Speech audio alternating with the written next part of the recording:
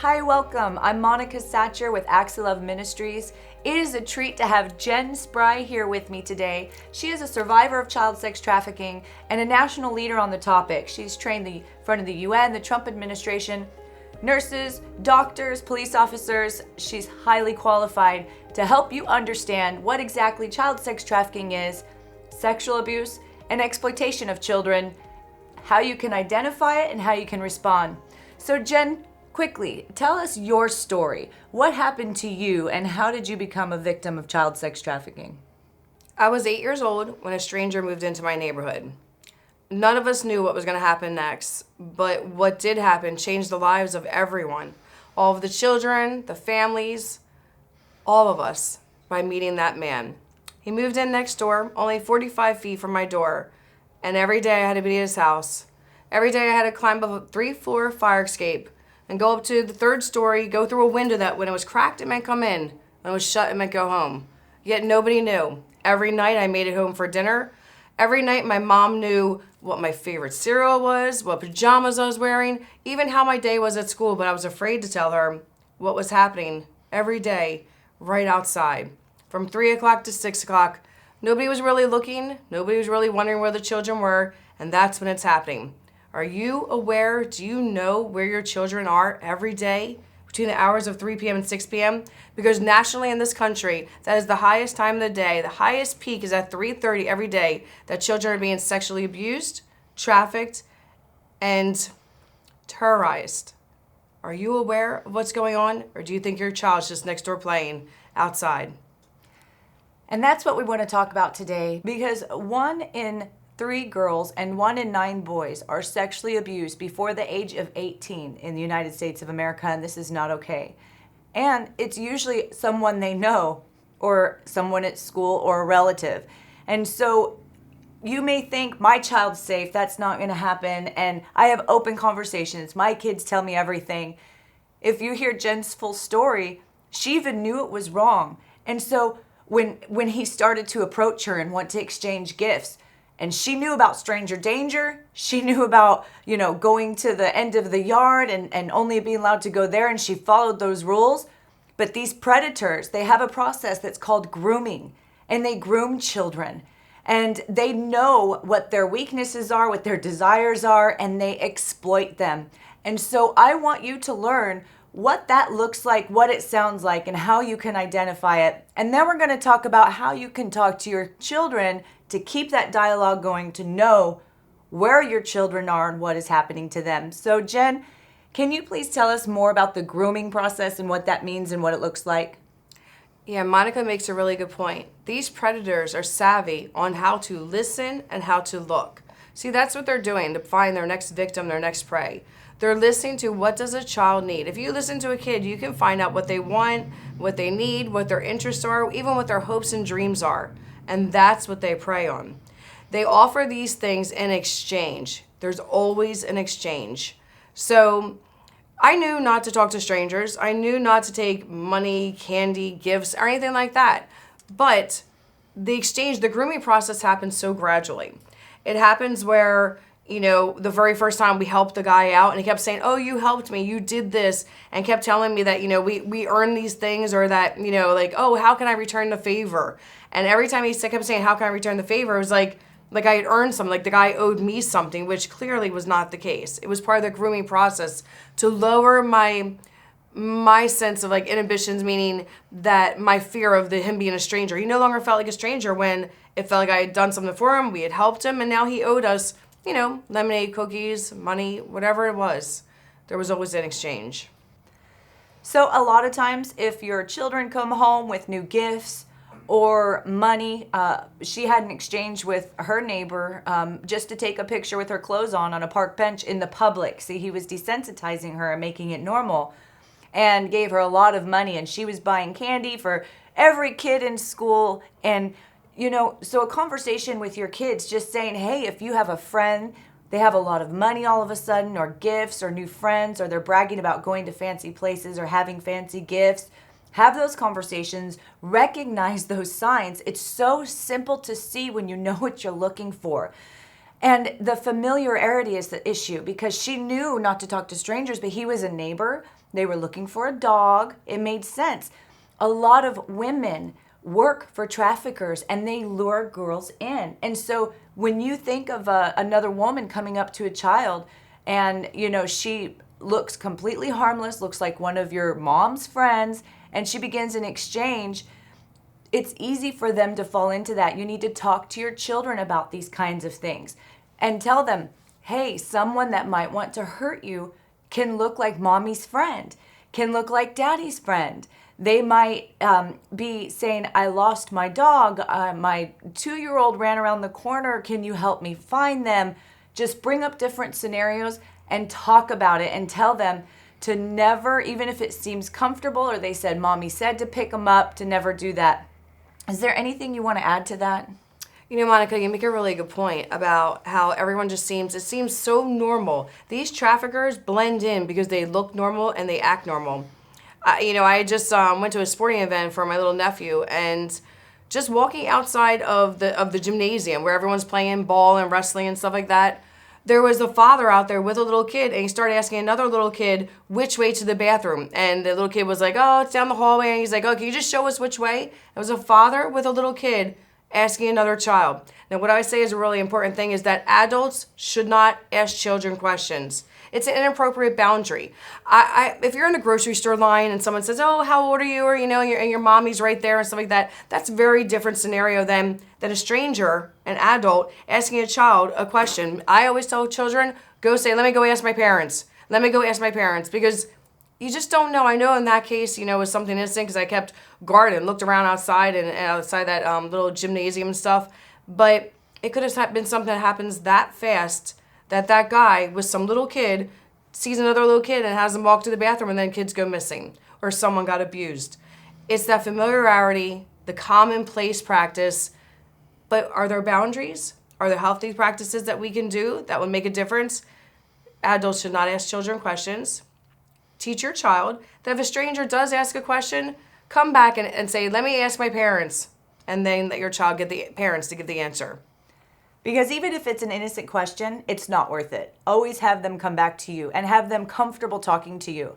I have my children tell me about everything, and I have them set boundaries with their siblings. If they don't feel like hugging, you don't say, you need to give them a hug. Or, Uncle Ralph's excited to see you. You need to go get on his lap and give him a hug. Like, do not force your children in situations that they're not comfortable with. If you're not showing them how to set boundaries for themselves in their own comfort of their home with their siblings, with their family members, and truthfully, it could be a cousin, it could be an uncle, it could be a grandmother.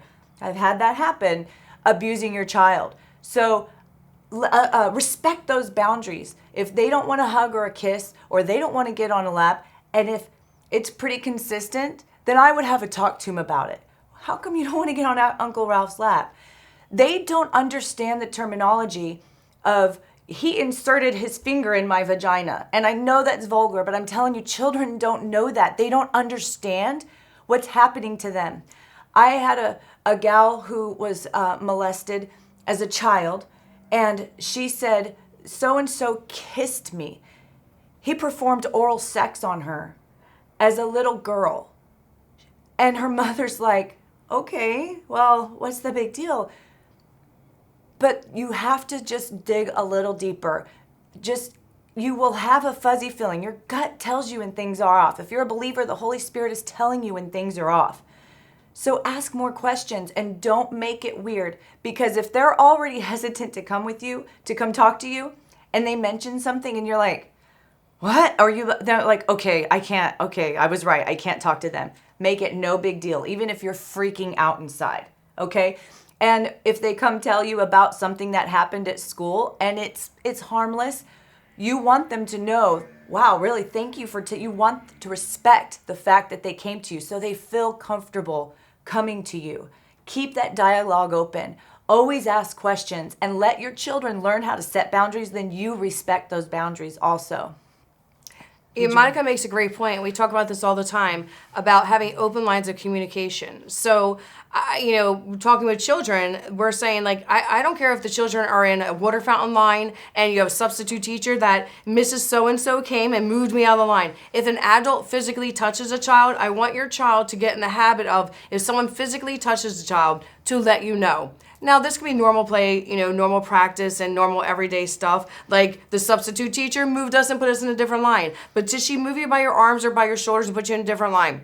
First time you hear it, it's not a problem. But if that same teacher later on that week has touched your child every single day, moving your child to a different line, that's what we call grooming. Mm-hmm. That's why it's important for open lines of communication on the normal, the normal stuff that's happening, to actually take that interest, to actually listen to your child. Anytime you hear anything about touching or going somewhere or an exchange, you want to take interest, because that might be the pattern that you will pick up on and your child will not. When I was first learning this, and Jen helped me so much, I told her I would tell my children that anywhere your underwear touches, that's your private, and people don't see there or touch there. And she said if it's gotten to their where their bathing suit is, their underwear is, it's too late. It's gone too far. And she's right, and that's part of the grooming. We had a situation in a church where a gentleman would put his hand just on the calf of a girl, or, just like she said, on the shoulders, but then the next time it's a little lower. And he sees how much he can get away with, and then he's getting that child comfortable with it, to where then it goes too far, and then the child's afraid to say anything because they haven't said anything. And so pay attention to those things, and again, follow your gut. If you're a believer, you should have the Holy Spirit, and you listen to him. You'll have a fuzzy feeling in your heart, and you'll have that off feeling in your spirit. And just keep digging. And the Lord will help you ask questions and know what to say too. So good touch, bad touch. I was way off on that when I was learning. You taught me that. And one way I'm going to have Jen elaborate. But when I talk to my kids, because they may have a hug with, a friend of mine and her husband, and then an uncle, but for some reason, they don't like hugging the uncle. Like, pay attention to those things. It could be the same interaction, but with one person, it's a little off. And you need them to understand why it's different. Why, when they're in Uncle Ralph's lap and the hand's kind of over the thigh with the index finger just kind of barely touching the vagina, seems like a normal thing. He's acting like it's normal. This 6-year-old's really feeling weird, but it's Uncle Ralph, and I also sit in so-and-so's lap, and mom this is a normal thing. Why does it feel off? Your kids have the Holy Spirit. Your kids have the Lord, but you don't need the Holy Spirit to know when something's off necessarily when it comes to that. I tell my children, and I teach children, hey, a good touch, and you get a teddy bear, have them touch something soft. You hug your mom. Makes you feel good, that's a good touch. Makes you feel warm and fuzzy like this teddy bear, You sit on daddy's lap and he plays with you, warm and fuzzy. Now, feel this and you get something prickly, like, what are those fruits, the rough fruit? Get something prickly or one of those fake, or a fake cactus or something, but say, feel this, see? So if there's a touch that makes you feel like this inside, then that's something that, that's okay to say no and go to your parents and come talk to me about, because it might seem like something normal with the grooming. For instance, hand on the shoulder, moving. I mean, we've seen that in the news a lot with certain elected officials, but it's grooming. And so you tell them, good touch, bad touch, good touch, warm, fuzzy inside. But if you have a bad touch, you get that. If anything makes you scratchy, or a situation or a conversation makes you scratchy, prickly feeling inside, you need to come talk to me right away. And Monica makes a really good point. So I always say you can't defend it unless you have defined it. So what she's saying about good touch, bad touch, is that when you're doing this experiment or this exercise with your child, have them realize that they're touching something physically, but how does it make them feel on the inside? See, there's no more like good touch, bad touch, meaning it's still touching. Mm-hmm. If an adult is touching a child, I want to know why. Why is that adult touching the child's arm? Especially a stranger, but even as we know, it's not always a stranger. Most of the times it's not. So any kind of touch is touch, but how does that make you feel? And if it makes the child feel uncomfortable, That's what we need. We need That's them a to bad start. touch. Yes, we need them to start learning how to know their intuition and how to know what the Holy Spirit is telling them, so they'll know how to keep themselves safe both as a child and as an adult. So, good. Any kind of touch, I want children to communicate. Say, hey, so and so touched me today. Even if you start making the game, like the touch game. Okay, does anybody touch you today? Make it a game, especially with your younger children. Have them start thinking about who is touching me. You want your child to know who is touching them, because that's where it begins, and that's what leads to abuse and trauma. And that's how it happens. And we're going to have more trainings and more information about this. I hope this has helped you.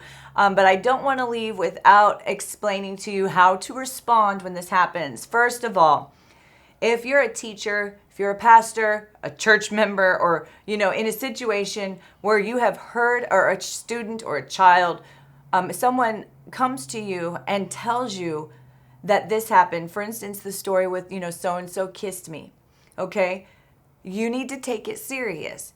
If a child comes to you and say a 12-year-old says, so-and-so in the church put his hand on my knee, like, it seems completely innocent. Oh yeah, he's friendly with everybody. Well, predators usually are.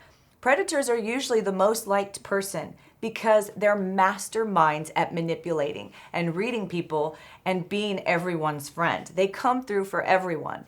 And so predators are liked. And so when they come to you, you're going to think, no way, not Ralph. Like, he's a deacon at the church. He's the, and no way. Well, it's not your job to decide if it's true or not. It's your job to report it. So and reporting it doesn't just mean go to the pastor or go to the principal. Reporting it means report it to your leaders, and you also call the police. It is not your job to decide if it really happened or not, to see if there's credibility. The police know how to ask questions.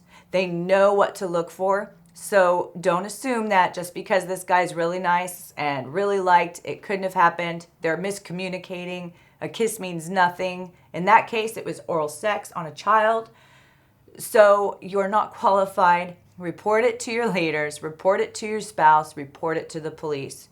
No matter what. Even if someone tells you not to. I don't know how many times I've had victims not be able to get healed because they came to their mom about a family member abusing them and they decided to keep it quiet.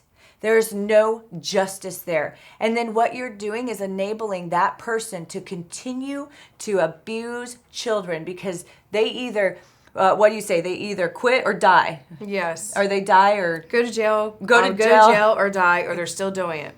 They go to jail, they die, or they're still doing it. It's not worth it. Your pride is not worth it, and get your child help. And so if your child comes to talk to you, you take it seriously, and then you call the officials. And what would you like to add to that on how to respond? Okay, so many of us who work with the public are what we call mandated reporters. So we know that our obligation is to, once someone tells us that there's been a crime, some form of child abuse or suspected child abuse, we know that we have to report it. We have to know who the victim is, and if we have any answers about who the predator may be, we give that information. But what about you? A regular civilian, citizen, regular person, and you suspect something's going on. What do you do then? That's what we want to find out. So what we want to do is, who is the victim and who is the predator? You do want to find out a little bit of the information, just because you can really identify, so we can give the information when we go and report it.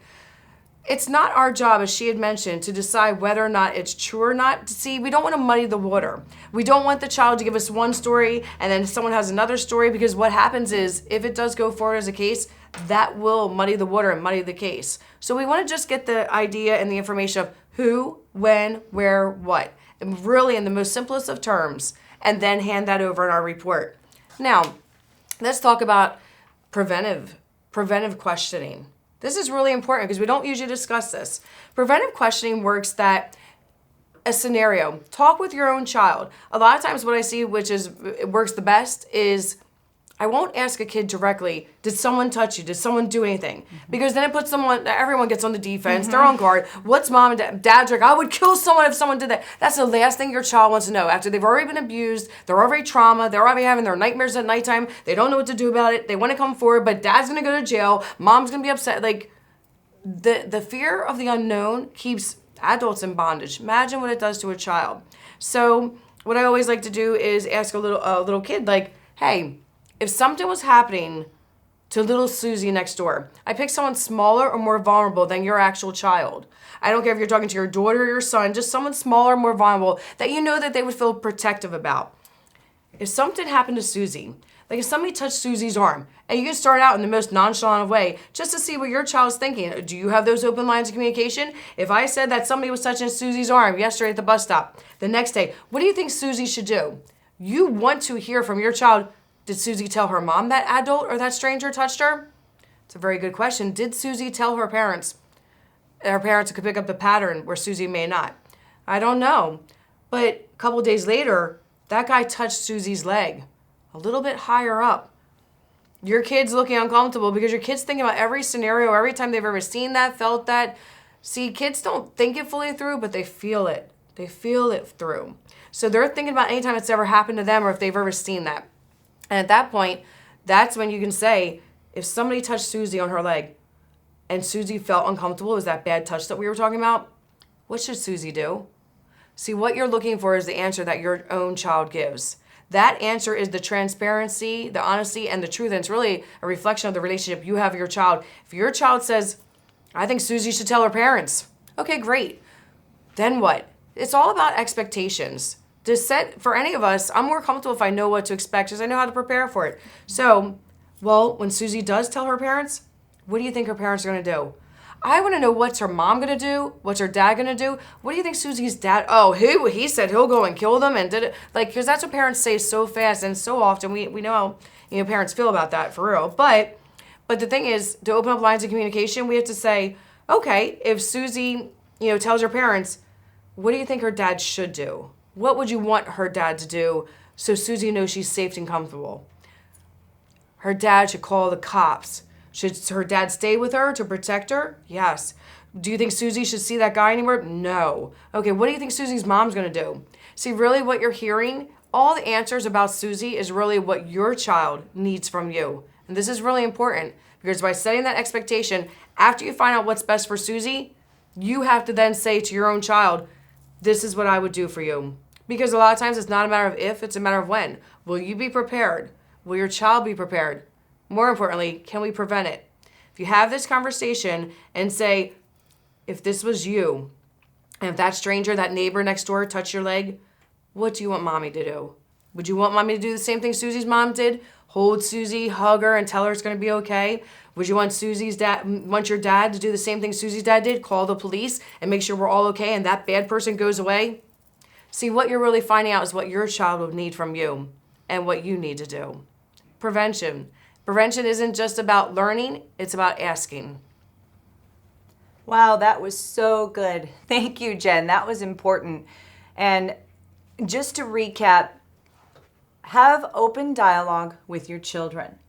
Good touch and bad touch. Immediately, you think bad touch is a private area where their bathing suit is. It's already gone too far. Nope. Uncomfortable touch. Right. Because this could be a good touch and a bad touch. Because if I touch her and she's, I feel loved, I feel comforted, this is a friendly touch. But I do this over and over, and I'm the gym teacher, and it's making her feel scratchy inside and uncomfortable, that's a bad touch. And so those are the way you want to communicate with your children. And touches can change at any time. At one point, this can be fine, and this is fine. But as she was saying, if this happens over and over, your kid, you need to let your kid, you can't defend it unless you have defined it. So we have to define, it could be fine today, but tomorrow, your child might not feel like that's comfortable. Mm-hmm. And your child needs to know they have the right to their body and a right to speak up. And they can say, you know what, and pull back because they're just not comfortable with that. That's so good. The preventative questions. Talk to your children. Always have dialogue. Always ask questions. If they tell you something and it freaks you out, you play it cool. You want them comfortable talking to you. They will test you, too, with other scenarios, won't they? Yes. They'll bring up something or make up a story about their friend to see how you're going to react, to see if they can trust you with their secret, with their hurt. Very true. So always play it cool. Freak out in your head, but play it cool. Yes. And let the Lord lead you. Also, with the preventative questions, it goes in the same way of letting them know you don't keep secrets with adults. You don't keep secrets with friends. If your friend is going away with her boyfriend for the weekend and you feel you need to tell mom, or if your friend told you, at the bus stop, this guy's touching my leg and it's making me uncomfortable, but I don't want to tell my mom because her cousin and her were trafficked together and they made a pact to keep the secret together. Mm-hmm. Because she said it's safer in numbers. She said no, because it's easier to lure children in and control with numbers because they'll threaten to hurt the other child or to tell I'll tell on you or I'll do it to your sibling, things like that. So you need to also have the conversation of be comfortable talking to me when your friends tell you so we can make sure Susie's protected. Yes. Let's normalize asking questions and open lines of communication. Any question an adult asks a child, I want your child to have the freedom and comfortability to come to you and say, hey, Mrs. So-and-so asked me a question today. Great. Mrs. So-and-so touched my arm today. Bradley's mother touched my arm today. Whatever it is. How'd that make you feel? And how'd that make you feel? That's great. Mm-hmm. Those open lines of communication, normalize asking and communicating. Some of the practices even that we do in our home, a lot of families, will kiss someone on the lips and so on and send their kids out the door. And that's a normal family cultural condition that everybody does at home. Normal. But what happens when your daughter stays overnight? She's 8 years old. She's 10 years old. She's going to stay at her friend's next door. You know the family, good family. You know the daughter. Everything's been checked. Everything's safe. Your daughter goes next door to stay next door. Well, in the morning, Dad's getting ready to go out. Dad always kisses his own daughter, so he'll kiss his daughter on the lips. All right, have a good day. And then goes to your daughter. Goes to give her a kiss. She just saw her friend kiss her father on the lips. She knows that we're kissing, at home on the lips. But is that feeling a comfortable feeling? Does she really want her friend's dad kissing her on the lips? These are the things that we need to recognize, that you can't defend the boundary unless you've defined it. Again, like she said, a touch is touch, but how did that touch make you feel? And you can change your mind. Boundaries are fluid. You can change them at any time. We need to let kids know that boundaries are fluid, that they can, one day this is fine, one day it's not. It's their prerogative. It's their right. Because grooming is that way. It can be completely innocent, and they're usually fun because, like I said, predators everybody likes. So usually the exchanges can be happy-go-lucky, and you're comfortable with it until you're not. So it is okay to make that very clear. So boundaries, how'd that make you feel? Did you tell them that made you uncomfortable to please stop? Teach them how to address those boundaries, how to defend those boundaries, right? Yes. So that brings us to the closing of this training, is that we want to have the response. So when a child does feel like it's uncomfortable, we don't want that person's dad kissing us on the lips. We don't want someone's hand on our shoulder. What are we teaching our children to do? We know freeze, fight, or flight is the normal response in a traumatic situation. Normal human response. We want a healthy response. A healthy response would be learning your child. Is your child more verbal or vocal, or would they be more physical and more want to step away? You can role play and interact with your child. If someone comes up and say this with my child and we were interacting and stuff, and say, hey, you did a great job today. And for some reason today, she doesn't feel like having this person's arm on her shoulder. What would your child want to do? Would your child want to say, oh, okay, excuse me, or want to move away? Role play that and actually figure out what's best. So your child would probably what? Move away, say something, move away. Mm-hmm. Yeah. Practice just that. That little step could be all it takes to change a life or save a life, because that predator then knows that that child doesn't want that.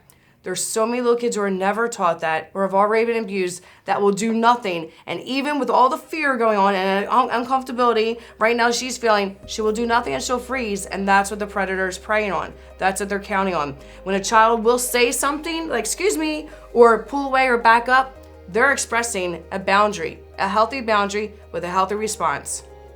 I always tell my girls, kick them in the groin. And run, yes.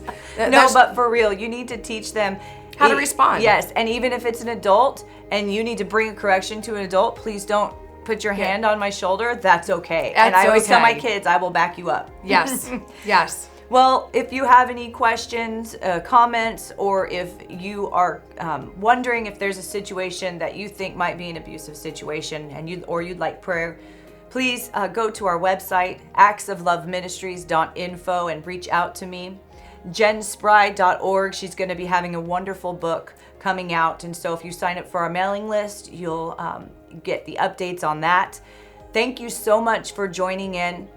Thank you for joining the fight against sex trafficking, sexual exploitation. We couldn't do it without you. Thank you so much, and God bless.